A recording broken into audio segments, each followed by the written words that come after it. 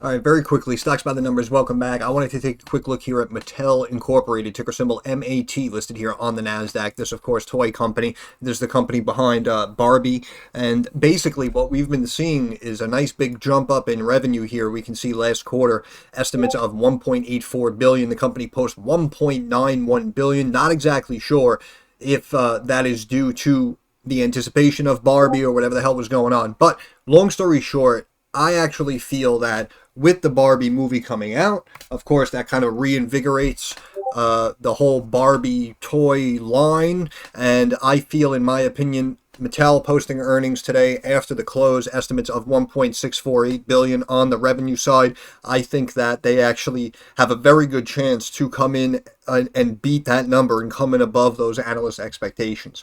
This is the last time I looked at the stock. All the way back here, first week of June back in 2022, I said, in my opinion, it looked good in the numbers. I felt it was undervalued, and over time it should do well. As we see this one, basically an overall incorrect call. The stock going from 24, obviously dropping down, trying to regain, getting up to a little over about 22 and a half, and now simply pulling back here, sitting a touch below $19 a share right now at about 18 and three quarters, up 22 cents, a little over 1% here on the day. Slight pump going into earnings, but I actually do feel that the Barbie revenue may push this higher. And again, earnings plays completely 50-50. We know it's a risk, but I would say, in my opinion, if I was to take a position on Mattel earnings, I would more than likely buy Mattel calls as opposed to Mattel puts. And coming down here, the PE is a little high, as we see. It's a little over 80, right? Margins have dropped down a little bit for the company. And since the last time we looked at it, real quick, just going over here for a second, we can see we looked at it here. It pulled back here into the lower 20s, and we can see the company came out and they beat on the top and bottom line. Following quarter, beat on profitability, slight miss on revenue. After that, this was their worst quarter, as you see. You can see estimates jumped up to 1.68 billion, and the company underperformed and posted only 1.4 billion, missing by about 16.5%, and of course, dropping on the profitability side as well. And since then, though, the company has been beating earnings on the top and bottom line very, very healthily for about the last three quarters in a row. Again, last quarter revenue estimates bumped up to 1.84 billion. The company posts 1.9 billion. So I actually think, again, in my opinion, I think it's just kind of going to feed off the fuel of this whole Barbie frenzy. And I don't know why. Again, of course, this is simply just a gut feeling, which is really essentially what most earnings plays are. Again, earnings plays are extremely risky, especially if you're doing stock options. You can buy calls. The stock can drop if margins are lower. If estimates come in below expectations, the stock can immediately take a 5, 10, 20% hit, and you can immediately take a loss. So I just want everyone to understand the risks involved here if you're doing specifically a stock options play. On the flip side, though, I will say, even on the share side, again, I may have been a little early and my pricing and timing may have been off, but overall, I still say that the company is undervalued in the numbers. Again, I can appreciate the fact that the PE is pretty high, but if we're talking, a billion and change, 1.6, 1.8 billion a quarter, we have a market cap here of 6.6 billion. So looking at our annual revenue to market cap comparison, in my opinion, I still say that the company is undervalued in the numbers. The problem again here is not only just the profitability side, which it looks like they've rebounded in the last couple of quarters, but also the revenue side we can see is kind of inconsistent, right? Because this is like a specialty luxury company, right? There's a company that does toys. And usually toys like that, we know that most of the bulk of the buying is done, for birthdays and for Christmas or Hanukkah, these other holidays that really bring in consumer dollars to companies like this. But sitting here with a market cap 6.6 billion.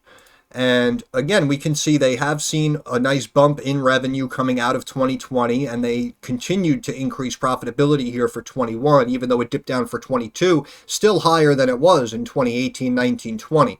And we can see that the company was kind of maintaining like that $4.5 billion level for several years, and recently jumped up to about the $5.5 billion level. And for 2023, let's see, some quick arithmetic here. Again, this is period ending December 2023, right? So this is Q4 coming in. And we can see here 814.5 1.09 billion. So what? We'll just round that to like 2 billion. And now here they brought in almost 2 billion. So now we're at like 3.9 billion, and they're estimating 1.6. So that would be about 5.5 billion for the year, which again is basically in line with where they've been reporting. However, if they do hit that $5.5 billion mark, we could see that going back all the way to 2018. That would be the highest revenue for a year that they've brought in over the last 4 or 5 years. So with the company slated to bring in, at least probably that $5 billion mark, even though, again, I admit I was wrong and that pricing and timing may have been a little early, I still say overall, in my opinion, company making $5.5 billion a year, in my eyes, is worth more than 6.6 billion. Now, I can appreciate the fact that there's probably some debt on the balance sheet, and I didn't want to go into a full analytical video because, as you see, there's T-minus about 30 minutes left as I'm making the video here before these earnings are posted. So I just wanted to give a quick update from the last time we looked at it, how the previous couple of quarters of earnings have looked, what the company is expecting to report today, and just my overall opinion of whether I would be a potential buyer or a potential seller here at this level. Again, whatever you do with this information is entirely your own prerogative. I am not here to tell you what to do. I am just looking at situations and just giving my opinion. But here, in my opinion, for Mattel reporting earnings today after the close, I feel that the company is more than likely, well, actually, I shouldn't say that, but in my opinion, I have higher conviction that the company will beat earnings based off of these Barbie sales as opposed to potentially coming up short. Now, what they're going to post on the profitability side off of said revenue obviously is completely unknown. But again, in my opinion, I would more than likely say that chances are revenue should be up, you would think, from this newer consumer revenue coming in for these Barbie products. But recently, we can see the stock was getting beat up. It was kind of holding below this 50-day moving average for quite some time, and recently popped up and is closing looking like right above the 50-day moving average on anticipation of these earnings.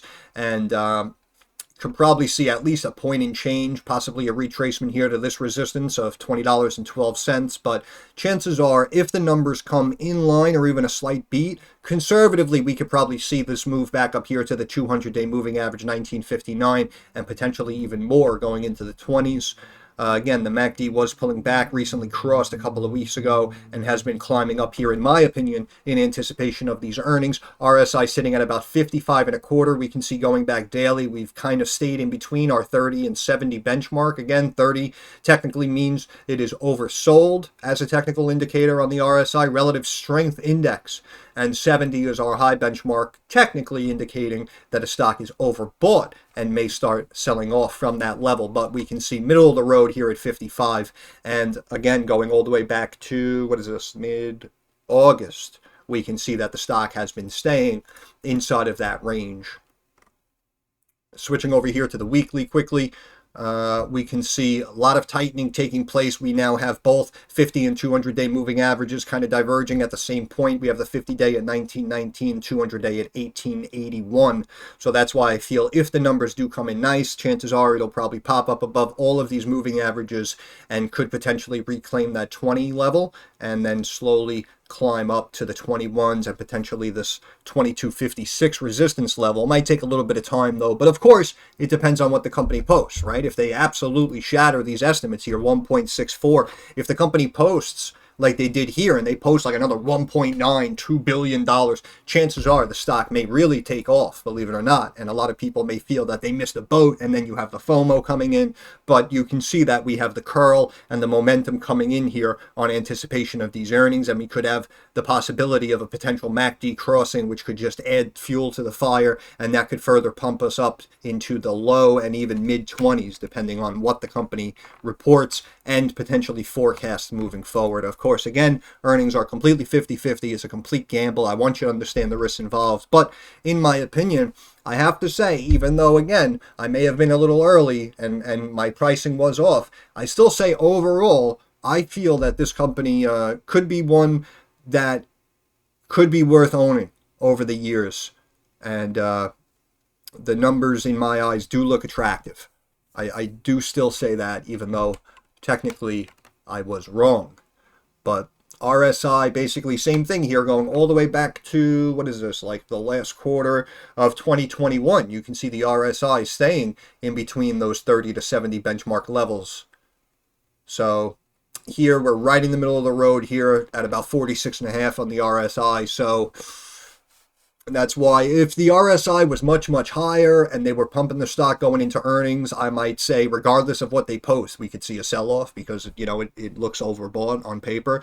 But right now, I do have to say, everything's kind of middle of the road. We see this tightening taking place, and I just feel like this may be the big quarter that potentially pops or drops Mattel moving forward. But even here, looking at the Bollinger Bands, nothing too crazy. Switch back to the daily, and we can see that we're right near the top of our Bollinger Band. We could say we rejected, and even though that is a slight bad sign, the fact that it's holding above the 50-day moving average, in my opinion, is actually a decent sign. Chances are you're only going to have a few minutes if anyone actually watches this video. But again, in my opinion, I would say if I was to risk it, if I was a betting man, I would say Mattel calls, in my opinion. And I'm actually going to end it there. Once again, Stocks by the Numbers. Thanks for stopping by. If you have any questions, comments, concerns, drop it down in the comments section. I'm usually very quick to reply. Thumbs up algorithm helps me get more eyes on the channel. And of course, subscribe to the channel. That is our handshake agreement. Moving forward, like I always say, I understand that markets are rocky and volatile and uncertain. I want to wish all of you success. I hope everyone makes a couple of dollars. Thanks for stopping by. Have a good day.